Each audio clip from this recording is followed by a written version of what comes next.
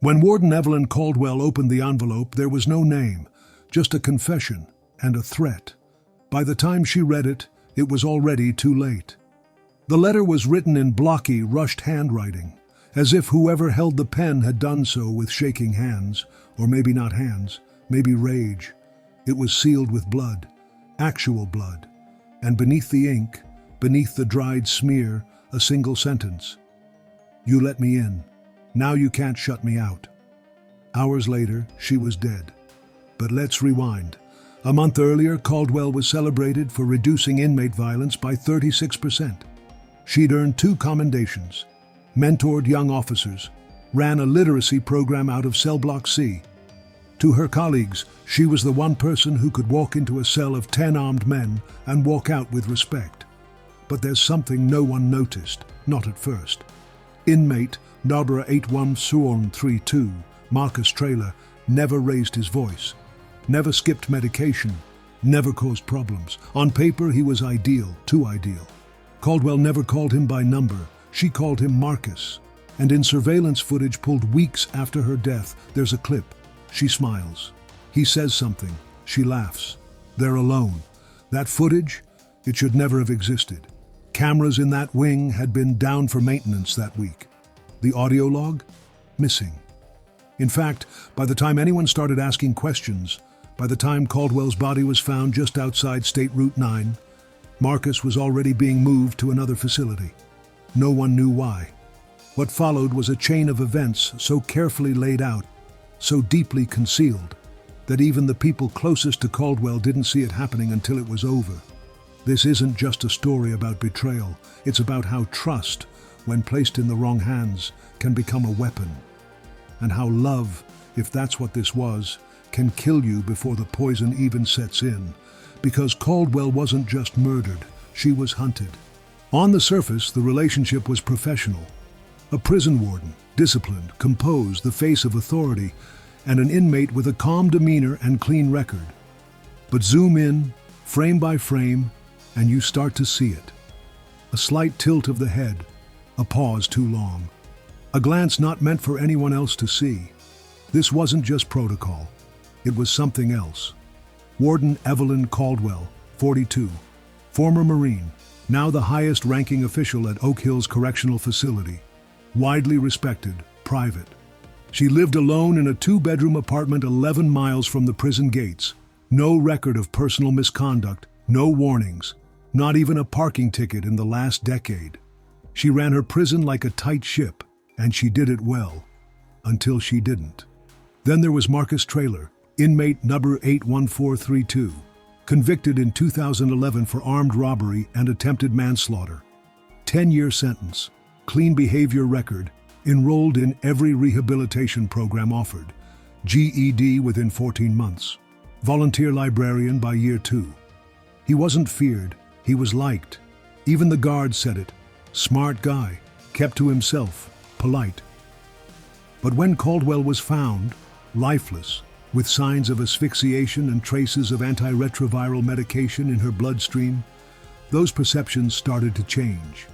That's when rumors began. That maybe the relationship between Caldwell and Traylor had gone far beyond what anyone expected. That maybe he wasn't just another inmate, that maybe she was more than just a warden. When the toxicology report came in, it confirmed something Caldwell had never told anyone, not even her sister, not her closest friend at the precinct. She was HIV positive. The medication had been recently prescribed, less than 3 weeks before her death, and when investigators subpoenaed her phone records, they found a deleted string of text messages, partially recovered from her cloud backup. One message stood out, from an unknown number. "You're clean now, but I never was. You asked me to be honest. Now you are too."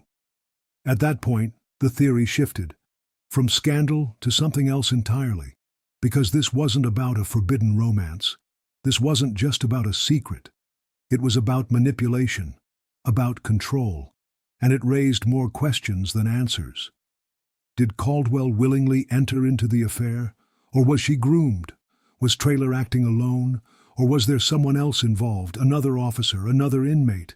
And most importantly, if he infected her, who infected him? Or did he know all along? Faint sound of an envelope being opened. Replay the line from earlier. You let me in, now you can't shut me out. This wasn't just a scandal, it was premeditated and infectious. Secrets don't last long behind bars. Not in a place where eyes are everywhere, on the walls, in the ceilings, in the boots walking the halls. And yet, no one saw this one coming. Not the guards who patrolled cell block, not the chaplain who held Sunday sermons. Not even the assistant warden who sat 2 offices away, because sometimes the secret isn't about what you hide. It's about who helps you hide it. Evelyn Caldwell, 42 years old. Oak Hill's first female warden in state history, decorated Army vet, criminal justice degree from Howard, ran 3 facilities before this one. Colleagues called her the surgeon, precise, disciplined, unflinching, but inmates called her something else, Ms. Cal. She taught poetry once a month, started a mentorship program for lifers, not soft but human. And then there was Marcus. Marcus Red Turner, 34, convicted for armed robbery and attempted second-degree murder in 2011. Went by Red, not for his hair, that was always shaved clean, but because, as one ex-inmate put it, he knew how to make people bleed and how to make them talk first. 5 years into his sentence, though, Turner transformed. He joined the prison literacy program, became lead assistant in the library, taught chess. Guards said he was calm, predictable, but inmates said something else. If Red liked you, you'd never know what he was really thinking. Surveillance logs showed something interesting. Between January and April of that year, Turner was signed out of his cell 47 times. 23 of those were scheduled for library work, but 11 were unaccounted for. No paperwork, just handwritten notes, notes signed by Caldwell. So here's what we know. Warden Caldwell, respected, disciplined, empathetic, was having unauthorized contact with an inmate. That inmate had a history of calculated violence and a gift for charm. Weeks before Caldwell's death, she filled her first prescription for HIV medication. Days before her body was discovered, Turner was placed on a restricted contact list, without explanation. And hours before the end, someone left a handwritten confession under her desk. No fingerprints, no DNA, just red ink, and one phrase, "You asked me to trust you. Now you know what that costs." VO, slower, darker tone. So the questions begin. Why would a woman who held the keys to 600 inmates risk it all for one? Was she lonely? Was she manipulated? Or did she know exactly what she was doing? And Marcus, was this a long game? Did he plan it from the beginning? Did he choose her? And how did a secret affair turn into an infection? And then, a homicide? Was it love or leverage? And if Caldwell wasn't the only one infected, who else is out there? Because this wasn't just a scandal, it was premeditated and infectious. On paper, they belonged to different worlds. But if you looked closer, the cracks in those papers told a different story. Warden Evelyn Caldwell, a woman whose file reads like a checklist of resilience. U.S. Army, 6 years, 2 deployments, Bronze Star for leadership under fire, earned during a supply convoy ambush in Kandahar. After discharge, she completed her degree in criminal justice on the GI Bill. Joined state corrections at 29. By 40, she was running one of the toughest medium security facilities in the state. She was respected, feared by some, but mostly trusted. Trusted to keep order. Trusted to make peace without force. In 2017, she was commended for de-escalating a full-scale prison riot without a single life lost. She did it with no SWAT, no rubber bullets, just a bullhorn and her presence. But authority, even at its peak, doesn't erase what follows you home. Off the clock, Caldwell was a single mom. Her daughter, Maya, lived with her half the week. A bright kid, liked painting, soccer, and was already applying to colleges. But friends noticed Evelyn had grown more distant in the months leading up to her death. More calls going to voicemail, late arrivals to PTA meetings, and then there was something few people knew. Years ago, she had been romantically involved with a fellow corrections officer. The relationship ended suddenly. Rumors swirled. Some said it turned physical. Others said it ended after Caldwell discovered the officer had been involved in smuggling contraband into the prison. She never reported him. She transferred instead. Marcus Turner's story began in pews, son of a Baptist preacher, Sunday sermons, summer church camps, choir rehearsals. But the streets outside didn't care about scripture. By 16, Marcus was running with a local crew, at first just tagging walls and skipping class. Then came the robberies, the fights, the gun. He was arrested at 19, convicted at 22. His official record lists armed robbery and attempted second-degree murder. But unofficially, there were whispers. People said he had a temper, that he knew how to talk his way into a room and out of accountability. A charmer, a storyteller, a man who could make you feel like you were the only one in the room, until you weren't. Inside Oak Hills, Marcus found a role that suited him perfectly. Volunteer librarian. It wasn't just books, it was conversations, influence, the chance to appear useful, reformed, respected. He helped inmates write letters home, taught GED classes, organized chess tournaments. Even Caldwell complimented him during a quarterly staff meeting. "He's what rehabilitation looks like," she reportedly said. But Turner had a secret too. One he kept sealed behind charm and good behavior.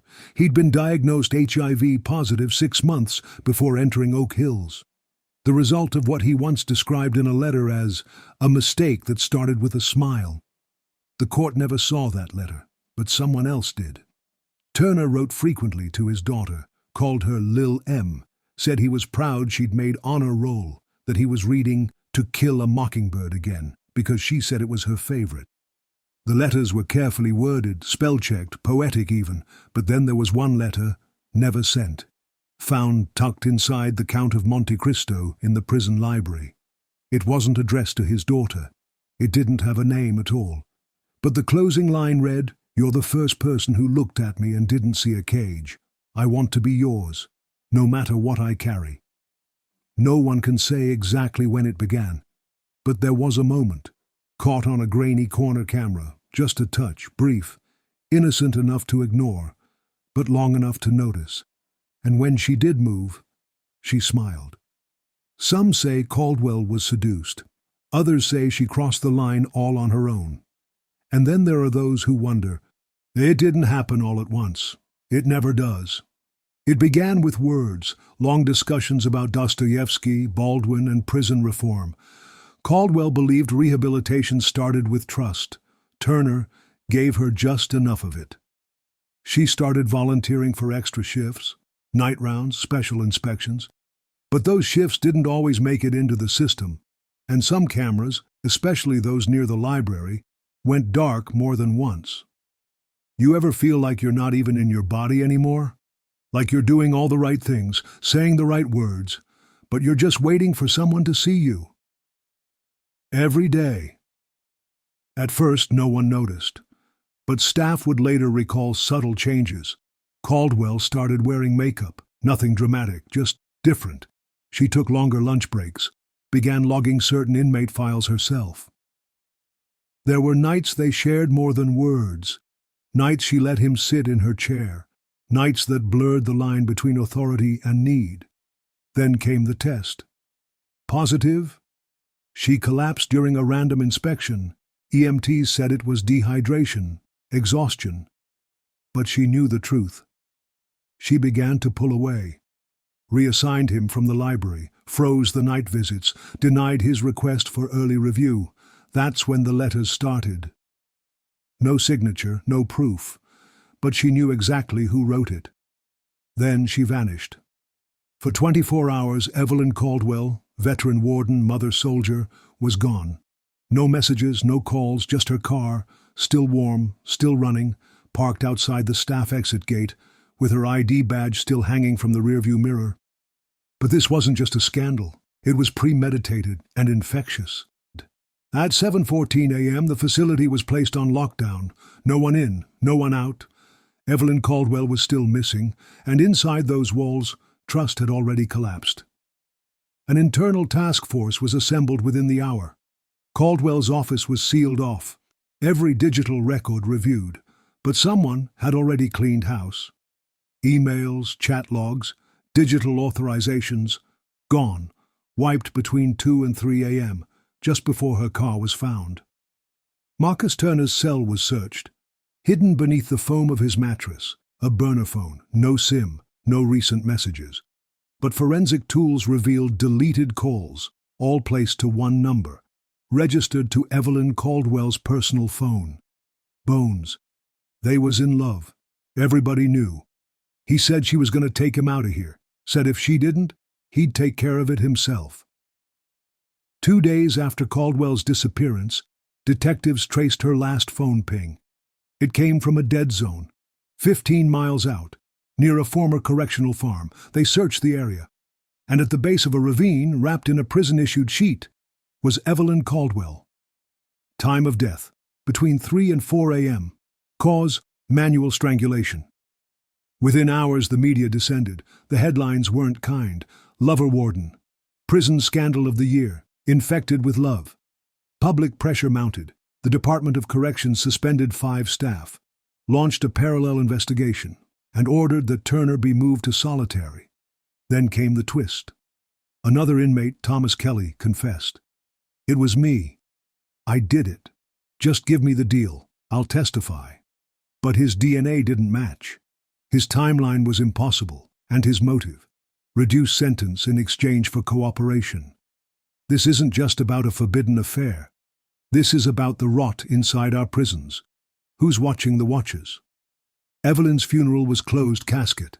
Her son sat front row, and the man everyone blamed hadn't said a single word. But someone else was watching, someone who knew when it started and who helped it end. 6 days after the funeral, an officer cleaning out Warden Caldwell's locker found something she'd never logged. A journal, hidden inside an empty coffee can. The entries began months before her disappearance. March 9th. He asked me today if I trusted him. I said yes. He smiled like he knew something I didn't. The pages traced the slow, careful erosion of boundaries, from brief conversations to nightly meetings, concealed beneath shift rotations, but the tone shifts, drastically. May 2nd. He gets colder when I pull away, like something snapping under his skin. I asked him why he doesn't seem scared of anyone in here. He said, I don't need to be. I already did the worst thing I'll ever do. 1 week later, Evelyn tested positive for HIV. She hadn't been with anyone else in years. He told me. He infected me on purpose. He wanted control. The journal was admissible. It became the cornerstone of the prosecution. The trial of Marcus Turner lasted 6 days. He denied the murder, but under oath, admitted to the affair. Marcus. She was already dead when I met her. She just didn't know it yet. But science said otherwise. DNA found beneath Evelyn's fingernails matched Marcus Turner. A final struggle, defensive wounds, and the pattern of bruising on her neck told a story he couldn't erase. Guilty. Second-degree murder. But for some, it wasn't justice. It was too late and too neat. We believe someone helped him, possibly from the outside. This wasn't just a scandal. It was premeditated and infectious. 2 months after the conviction, a tip came in. A woman, former prison nurse, claimed she'd had a brief but intense connection with Marcus Turner during his hospital stays. She tested positive, and she wasn't alone. 3 women, all outside the prison, all HIV positive, and all had one thing in common: Marcus Turner. One was a local journalist, interviewing inmates for a book on redemption. Another was a volunteer therapist. The connections weren't just coincidental, they were deliberate. He used to say, God sends storms to test the false ones. I'm just the thunder. Turner doesn't exhibit classic psychopathy, but he meets criteria for narcissistic personality disorder with aggressive ideation. In his view, women who tried to fix him were weak and needed to be broken. His letters were studied. Across them, a repeating phrase: "You're not saving me. You're proving you need to be saved." Evelyn wasn't the first. She was the one that got too close. the one who believed her authority could contain him. But Turner didn't want saving. He wanted obedience. And when she pulled away, he saw betrayal. He told me he chose me, not the other way around. I thought I was in control. I thought I had a choice. In the end, Marcus Turner wasn't just a criminal. He was a conductor of emotion, of control, and of fear. To him, each victim played a role: savior, pawn, sacrifice. She wanted to save him. He wanted to destroy her. And somewhere in between, both of them lost who they were. 3 women, 1 infection, 1 prison, and a question we still can't answer. How many more were there? This wasn't just a scandal. It was premeditated and infectious. She was everything a warden should be: respected, composed, trusted, and yet she let one man inside. How do you spot manipulation when it wears the mask of love? Would you have seen it coming? Would anyone? She believed she had control. She thought her choices were her own, until they weren't. So we ask you, was Marcus Turner a monster? Or a man the world failed too many times before he failed her? Was Evelyn Caldwell a willing accomplice? Or just another casualty in a system that never saw it coming? What would you have done? Tell us what you saw, the signs, the lies, the turning point. She tried to save him.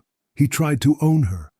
And somewhere in that prison, behind locked gates and broken trust, she lost her name. And if you thought this story was twisted, wait until you hear the one about the woman who faked her death to escape a killer, only to marry him again. Subscribe for the truth they never saw coming.